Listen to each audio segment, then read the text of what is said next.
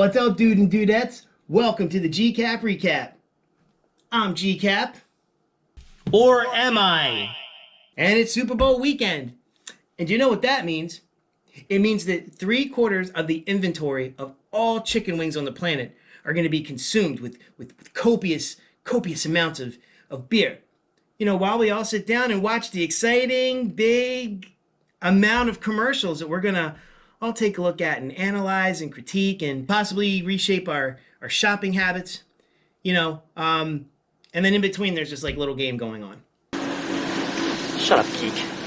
But that's not what we're here to talk about today. I mean, we're here to talk about a film that, while yes, does concentrate on, you know, a little bit of football game action, it concentrates more on all the more exciting action around college football that takes place off the field. You know, like it's a big business and all. And real fast, just want to do one more reminder for my $20 Amazon gift card giveaway as soon as I reach 50 subscribers. I mean, since I first announced it, I've been, you know, creeping towards it, and we're getting close. So again, if you're watching this and you haven't, subscribe now to the channel. Leave me a comment on this video or any video with a film you want me to GCap recap. And like, you know, even if that's too much, just let me know that you commented. And you know, as soon as I get to 50, I'm gonna give the, you know, do the whole random select for the giveaway right away. So just wanted to remind you of that. Shut up, geek. But before we get to the action, as always, you're my guest at the bar, so I'm gonna serve you and get you nice and some drinks in you, and get you fed and get you all settled in. You know, as I mentioned earlier, what goes with football? Beer. Easy. Slam dunk, drink it up, get it down your gullet. And then for food-wise, I mean, think about it. What is it? It's chips. Chips, football and chips. Raw, football, chips. Raw, right? I mean, what goes better with football than chips and beer?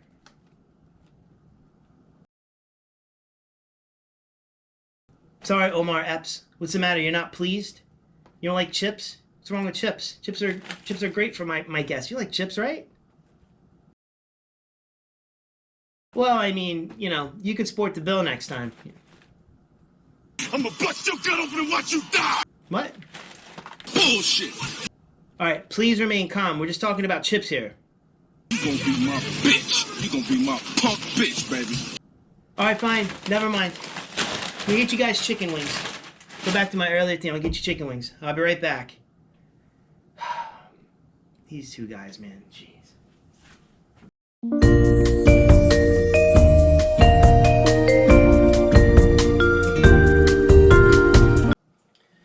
All right, here's your chicken wings. I mean, you guys only deserve the best from the G-Re. You know, I mean, I figured chips was good, but I don't want these two to wind up devouring me and making me their chicken wing platter. So enjoy these suckers. Ah, nice and hot. They're nuclear hot. And speaking of nuclear hot, I'm going to talk to you about today's film, which is definitely a scorcher. The Program from 1993. The Program is a very, very well-made film.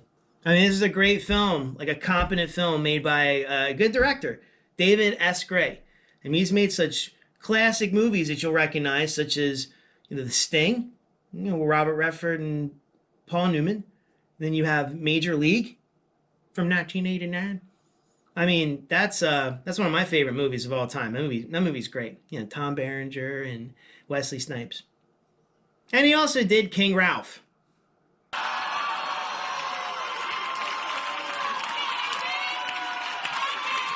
Hey, I'm just reporting the facts. Don't get upset with me, Steve. It's a brief overview of this film. It follows a season in the life of a college football program at Eastern State University, which kind of sounds like a prison, or ESU for short. They're the Timberwolves, and you follow the players and the coaches and all the ups and downs they have during the college football year. So, you know, but they're all, you know, college kids. I mean, most of you that are watching this probably went to college, and, you know, they get into all kinds of, you know, zany antics, you know, that we can all relate to, you know, like, you know, like taking steroids, sexual assault. That's a big one. Drinking so much that we had to check into rehab. You know, all those fun activities and extracurricular activities we got into in the path on to adulthood. You know, all in the good spirit of American academia. And now it's time to introduce you to the ESU offensive starters. First, at quarterback, number 13. Actually, number unlucky 13. Heisman hopeful Joe Caan. Now, Joe Caan. Now, here's a guy that was a Heisman hopeful. Fortunately, he also has a drinking problem that he inherited from his father. Another unfortunate thing for Caan is that he's played by Craig Shaffer. He looks to be about 35 to 40 years old and held the record for the oldest looking traditional college student that's ever been put on celluloid until that award was stolen from him by Jeremy Piven 1 year later in 1994's PCU.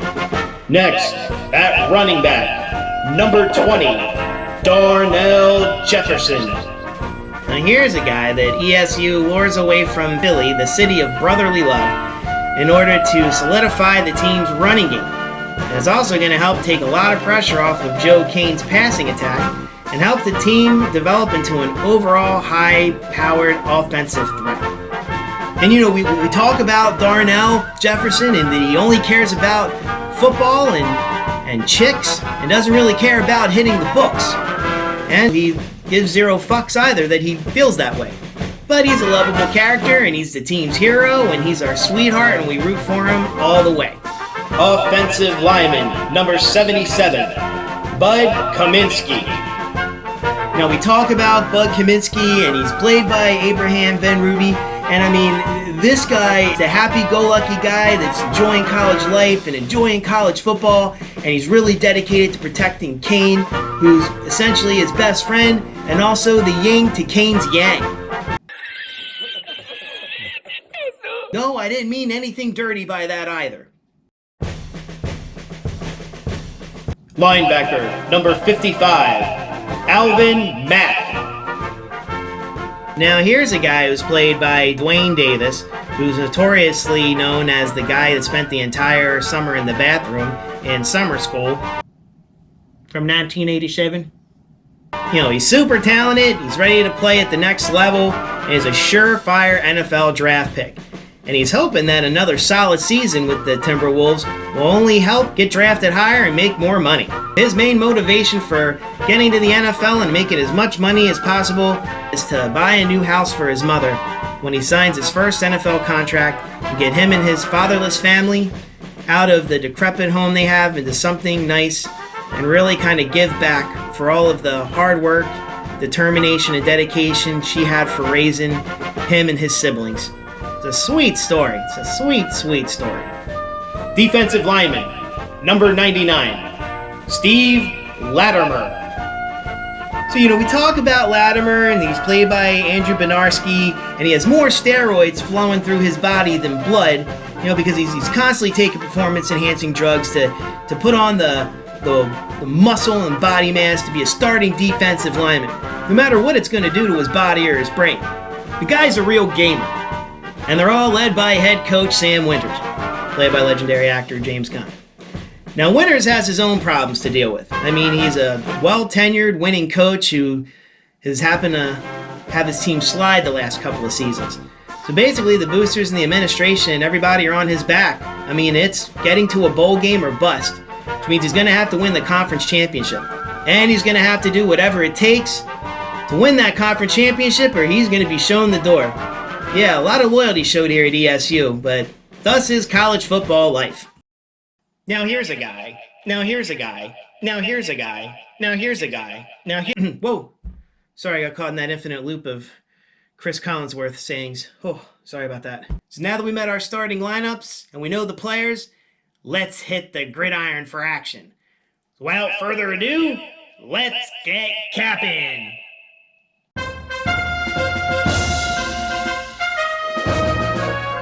So as I mentioned earlier, the film takes place on and around the campus of the fictional college, Eastern State University, or ESU.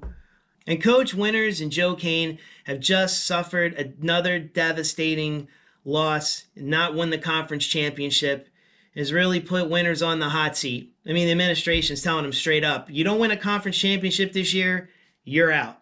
And it kind of stinks because, I mean, he's a long tenured coach and has brought them a lot of success in the past, but all his college football life, it's what have you done for me lately kind of a business. So Winters is going to do anything that he can to, lock in this conference championship, and he hits the recruiting trail. So Winters' first stop is the city of brotherly love, Philadelphia. And he's there to recruit explosive prospect running back Darnell Jefferson. And he's very explosive when it comes to, hitting the gridiron, but it's not very explosive when it comes to, hitting the books. At the end of the day, Winters doesn't care. Winters is trying to save his job and is worried about getting them a conference championship. He doesn't care about GPAs. So now that Winters has recruited Darnell Jefferson to complement Joe Caan in the offensive side of the ball, now it's time to take a look at some of our other key players on the defensive side. First, there's Alvin Mack. Definitely the defensive captain for the team. Stud prospect to go to the NFL. Amazing talent. But like Darnell Jefferson, he doesn't really care about academics either. I mean, he's so talented and he's so sure that he's going to get drafted and make millions of dollars. All you need to know is how to sign an NFL contract. Period. So, kind of shows you where his head's at. Once again, sweet guy, but really not caring about the academic side of college, which is what it's supposed to be all about. And finally, we meet, without a shadow of the doubt, the most memorable, unintentionally hilarious player in this whole movie. And I'm not saying I condone any of his actions, because he does some really, really, really bad things, because he's a complete steroid freak. And that's Steve Latimer. Yeah, he is a current player on the team, and he only played special teams. He wasn't that great, but this offseason ends, and he comes back to the team, and he's put on 35 pounds of pure muscle. It's not that hard to gain 35 pounds over summer if you hit the gym real hard. He's raging, he's more from just like a basic special teams player into a starting defensive lineman type of body mass. He's huge. Starting defense, place at the table. The coach has definitely taken notice of it, and they think he's definitely been hitting the steroids or, injecting himself with some kind of juice.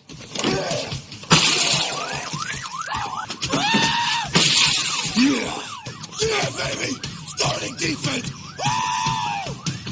I'm not sure why, though. Seems normal to me. So now that the team is fully assembled, we get to meet all of the movie's love interests for our players.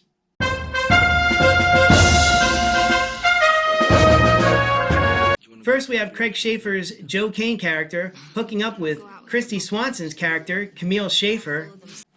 Wait, is the director trying to troll us? Hold on a second. So she plays someone named Camille Shaffer, and his real name is Craig Shaffer? Huh. I wonder. Is that intentional?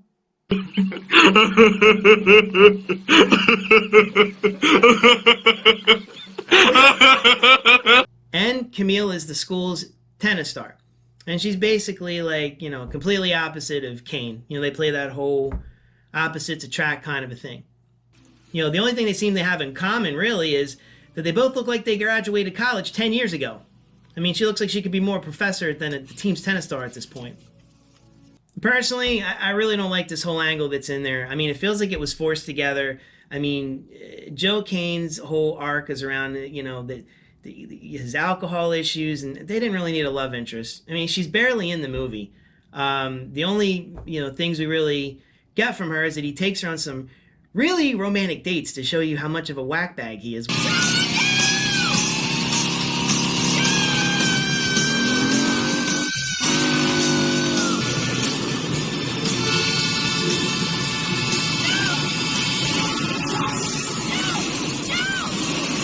Kind of forced this love interest together. I don't know, Kristy Swanson had some star power at the time, so maybe that was, to help bring the dudes in, for something nice to look at.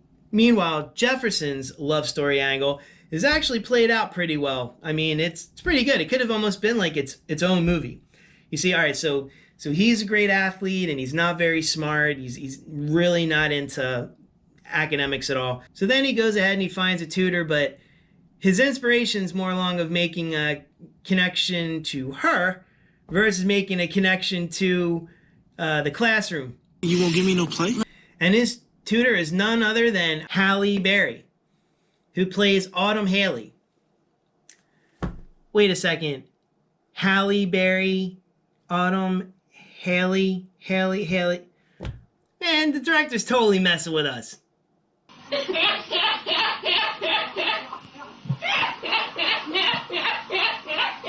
Well, the thing is, Halle Berry was still kind of an unknown at the time. I mean, she's definitely not the Academy Award winner, that we know from, 10 years later with Monsters Ball. Their arc actually makes sense. It's a little more fleshed out, and it's actually one of the more interesting subplots in the movie. So, like I said, he doesn't care about academics, only athletics. And meanwhile, she is highly intelligent. Like, you can tell she's going to be one of these business people or executives or CEO or something when she graduates. And, she has her family lineage, they're all geniuses. So yeah, while she doesn't at first, she eventually winds up developing romantic feelings for Darnell, but she's got two problems going here, right? So the first one is she's embarrassed to introduce somebody like him to her Brainiac family. How do you and Autumn know each other? You a friend of Ray's? Actually, I tutored Darnell. Oh, really? Right, so that's one thing. Maybe a little bit more importantly is that she's dating the current running back of the team, Ray Griffin, who's kind of Darnell's opposite. I mean, while he still plays for the team and has enough, athletic talent, I guess, he's definitely, he's more smart. He's more academically inclined. And this causes a whole mess because you have, Griffin the whole time's worried about Jefferson not only stealing his starting job as running back, but more importantly, stealing Halle Berry from him. And this causes all kinds of drama on the team. Then we get into our non-love story angles, which are all kind of sad.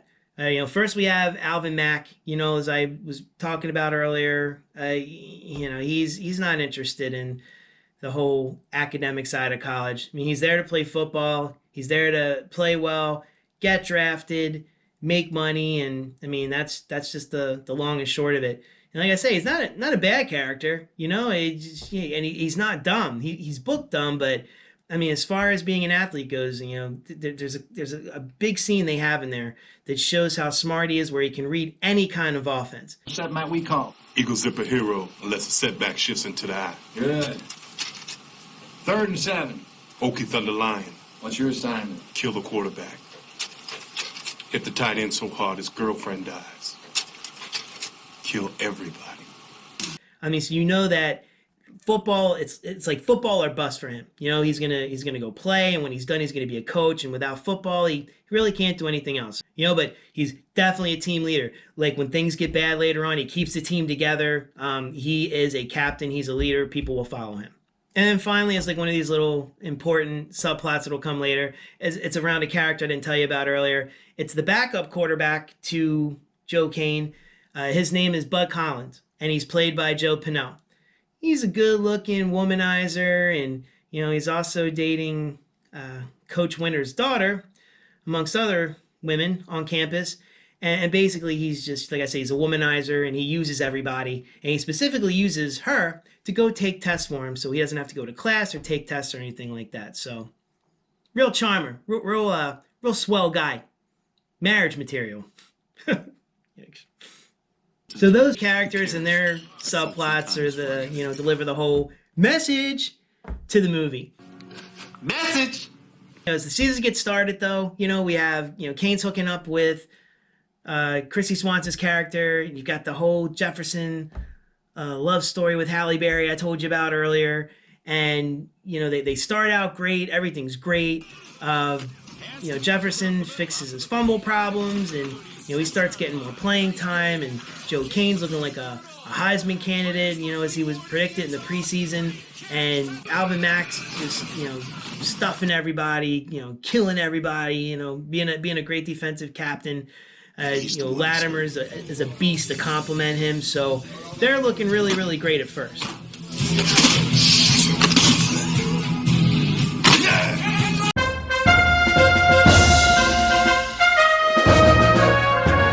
And then things unravel pretty quickly for the Timberwolves. Right after a loss to a team whose opposing quarterback is like Caan, a Heisman candidate. And, they have this showdown that they've hyped up between the two Heisman candidates, and Caan does a pretty bad choke job. They wind up losing the game and puts their conference championship hopes in jeopardy. But that loss that's just the tip of the iceberg. Things get much, much worse. First, Coach Winter's daughter, who I forgot to mention earlier, is played by a young... B.D. Wong? No, not B.D. Wong. Joey Lauren Adams from Kevin Smith movies. She was in Chasing Amy. She gets busted taking one of Bud Collins' tests, and this is really, really bad. So, she gets thrown out of school because of it, and Coach Winters, of course, loses his mind, and he winds up not only kicking Collins off the team, but throwing him out of the school as well. You get out of here before I knock the piss out of you. And Latimer almost sexually assaults a co-ed on campus, and he would have totally gone through with it, except luckily some of the team members were there to rip him off of her, and Coach Winters is super pissed at this point. I mean, he knows that he's been taking something, but he's turning a blind eye to it because winning means all. But now he's starting to that moral compass is starting to straighten a little bit. And he tells Latimer that he's suspended for 3 weeks internally. He's going to tell the press that he has a hamstring injury, and he's got to get off the juice. In fact, when he comes back, Winters is going to sit there and watch him pee into the cup. Gross. But to make sure that he's passing the drug tests and he's cleaning himself out. I mean, seriously, Latimer's really lucky that charges weren't pressed, because the father of the daughter who Latimer attacked is a donor, booster, and doesn't want anything to happen to the team. Wow, what a good dad. He puts the team over his daughter and her psyche. What a great dad. And then to make matters worse, Joe gets into a bar fight, and he either is going to face jail time and being thrown off campus, or he has to check into a rehab. So now he's in rehab for alcohol, and this forces Winters to go back and, as the moral compass bends a little bit again, and basically testify to bring back Bud Collins. The kid's made a mistake, and even though his own daughter's not going to be able to come back to the university and stay at junior college, it's important to bring Bud Collins back, and because he's such an upstanding member of society. When really Winters is only doing this because they'd have to forfeit the season because they don't have another quarterback. With Caan gone, there'd be nobody else to play. And then something else happens. Mac is basically chop blocked, where a guy does a side, it's a dirty hit now in football, a side hit to the knee that pretty much destroys his leg. And, Mac's not only out for the rest of the season, never going to be able to play football again. You add that to the fact that Latimer comes back off the juice and is just completely crap. Things aren't looking good for them to win that last game to save Winters' job. Win a conference championship and then head to that illustrious bowl game.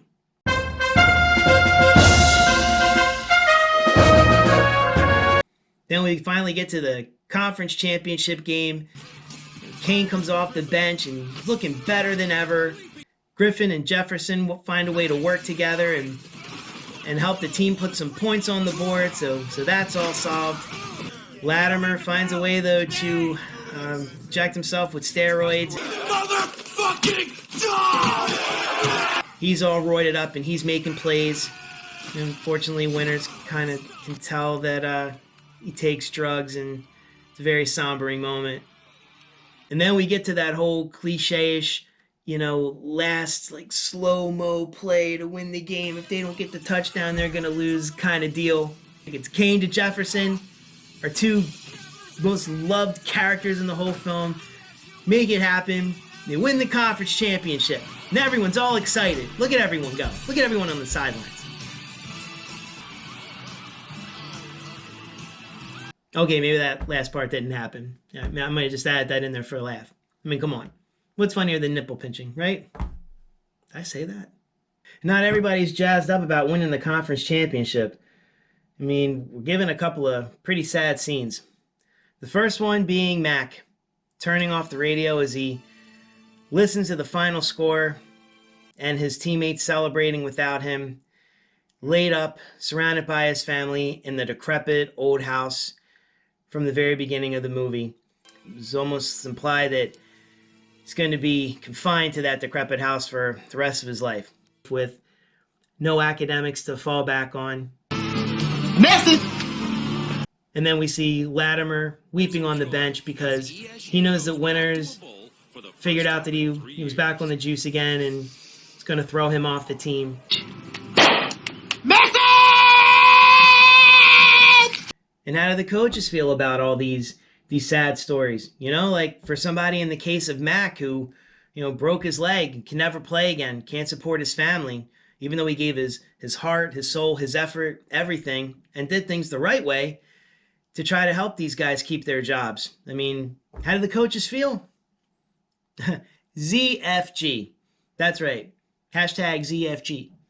Yeah, there's zero fucks given from the coaches. I mean, the film ends with a final shot of Coach Winters and his, it's almost like one giant loop from the beginning of the film, one giant circle. It's like all these players are cogs in the wheel, and same with this recruiting cycle. They're off on the recruiting trail, and they're looking for Latimer's replacement and not even caring anything about Mac or checking up on him or offering him a graduate assistant position or anything. They're off on the trail for new blood to help the Timberwolves win again next season. Pretending to be smart is not the same thing as being educated. It's just a con, and it makes you sound stupid. Okay, let's lighten this mood before I see you guys out. The one true highlight of this movie that I really want to discuss with you, out of all the acting and all the exciting scenes and just everything, all the great characters, all that stuff. The one thing that stood out the most was Craig Shaffer's hairline. I mean, what the hell is going on with that? It's so distracting. Like when you see it, you're like, there's not a sophomore in college that looks like that. I mean, his hair changes, the way it kind of poofs up. Yeah, it's got a little headache. A little bit, and then it's down, but he's got that ridiculous line that's there, and it's very creepy. I'm really not in the mood. You look like some kind of alien, or like an evil mad scientist from like a sci-fi movie. One of those like big protruding foreheads. I'm not too good to tear a new hole in your tally ass. Listen, you can probably whoop my ass, but that's beside the point. It is scary. It's time to fight. Okay, look, I better wrap this thing up before he goes and gets the Nightbreed to come take me out, so... But first...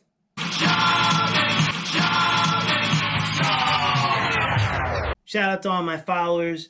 Shout out to @FreddyInSpace on Twitter. Shout out to @KimFall. Fall, UL, not 2L on Twitter. Shout out to @ShitMovieFest on Twitter and Instagram. Shout out to Thread X Savage on Instagram. Go check him out. And last but not least, shout out to Born to Be Rad on the YouTube. Go check out his channel. Okay, guys, I think that's it. I don't think I'm going to leave you with a song this time, but... What are you doing? Leave me on! Whoa. Easy, Latimer. Calm down. Fine. Let me go get the guitar. Yikes. All right, everybody. Until next time, remember to please subscribe. Check me out on Instagram @GCap-recap. Check me out on Twitter @GCap-recap. And remember, for your chance to win 20 Amazon virtual dollars, please leave a comment below. And remember, most importantly, every time you watch the GCap recap, you always have a seat at the bar. Till next time, my friends, I'm going to leave you with this tune that I've crafted about the movie around Eric Clapton's classic tune, Cocaine. And it goes a little something like this. See you next time.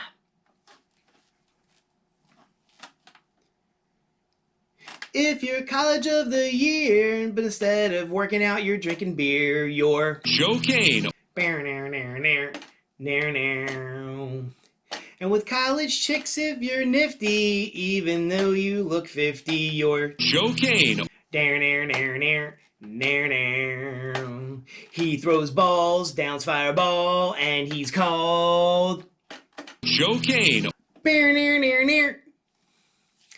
Whatever. Hey!